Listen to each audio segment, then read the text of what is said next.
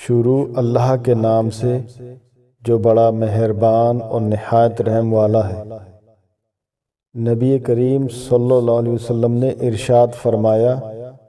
7 قسم کے آدمیوں کو اللہ تعالیٰ اپنے عرش کے سائے میں رکھے گا جس دن اس کے سوا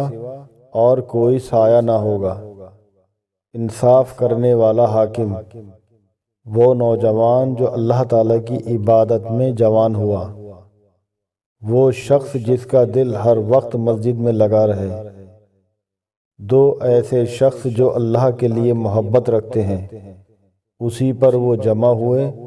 اور اسی پر جدا ہوئے، ایسا شخص جسے کسی خوبصورت اور مالدار عورت نے بلایا